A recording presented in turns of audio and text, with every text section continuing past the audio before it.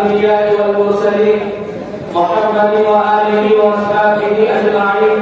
أما بعد فأعوذ بالله من الشيطان الرجيم. بسم الله الرحمن الرحيم. يا أيها الناس إنا خلقناكم من وأنثى وجعلناكم شعوبا وقبائل لتعارفوا إن أكرمكم عند الله أتقاكم. صدق الله العظيم.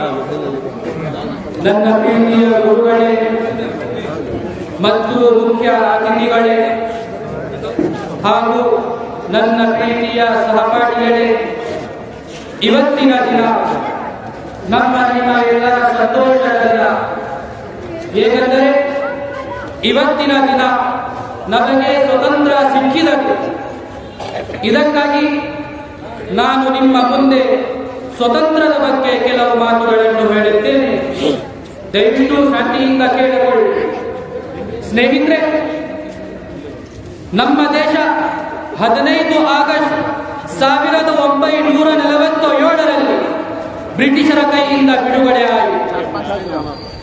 ನಮ್ಮ ದೇಶಕ್ಕೆ ಸ್ವತಂತ್ರ ತರಲು ನಮ್ಮ ಮುಸ್ಲಿಂ ಉಲಮಾ ಕೂಡ ಹೋರಾಟ ಮಾಡಿ ತನ್ನ ಪ್ರಾಣವನ್ನು ದೇಶಕ್ಕೆ ತ್ಯಾಗ ಮಾಡಿದ. ಅದರಲ್ಲಿ ಮೈಸೂರಿನ ಹುಲಿಯಾದ ಟಿಪ್ಪು ಸುಲ್ತಾನ್ ರವರು ಬ್ರಿಟಿಷರ ವಿರುದ್ಧ ಹೋರಾಟ ಮಾಡಿ ತನ್ನ ಪ್ರಾಣವನ್ನು ದೇಶಕ್ಕೆ ತ್ಯಾಗ ಮಾಡಿದರು. ನಮ್ಮ ಉಲಮಾಗೆ ಈ ದೇಶದ ಸ್ವತಂತ್ರದ ಬಗ್ಗೆ ನೇಣೆ ಹಾಕಿದ್ದರು. ಸ್ನೇಹಿತರೆ, ಬ್ರಿಟಿಷರು 3 ವರ್ಷದ ಕಾಲ 14,000 ಉಲಮಾಗಳನ್ನು ಗಲ್ಲಿಗೆ ಇರಿಸಿದರು. ತಾಮ್ಸ ಬರೆದಿರುವಂತೆ ದೆಹಲಿಯಿಂದ ಪೇಶಾವರವರೆಗೆ ಇರುವ ರಸ್ತೆಯ 2 ಬದಿಗಳಲ್ಲಿ ಗಲ್ಲಿಗೆ ಇರಿಸಿದಂತ ಒಂದು ಮರ ಕೂಡ ಉಳಿದಿರಲಿಲ್ಲ.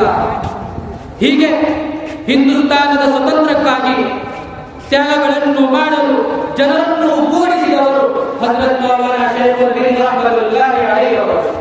ಗಾಂಧಿಯವರಿಗೆ ಮಹಾತ್ಮ ಎಂದು ಬಿರುದು ನೀಡಿದವರು ಹಜರತ್ ಮೌಲಾನಾ ಅಬ್ದುಲ್ ಬಾರಿ ಫರಂಗಿ ಮಹಲ್ಲಿ ರಹಮತುಲ್ಲಾಹಿ ಅಲೈಹಿ ಅವರು.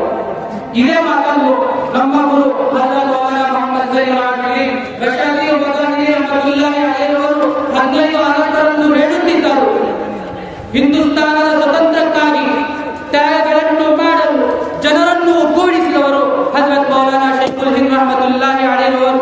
ಹೀಗೆ ಅವರು ಹೇಳುತ್ತಿದ್ದರು. ಗಾಂಧೀಜಿಯವರಿಗೆ ಮಹಾತ್ಮ ಎಂದು ಬಿರುದು ನೀಡಿದವರು ಹಜರತ್ ಮೌಲಾನಾ ಅಬ್ದುಲ್ ಬಾರಿ ಫರಂಗಿ ಮಹಲ್ಲಿ ರಹಮತುಲ್ಲಾಹಿ ಅಲೈಹಿ.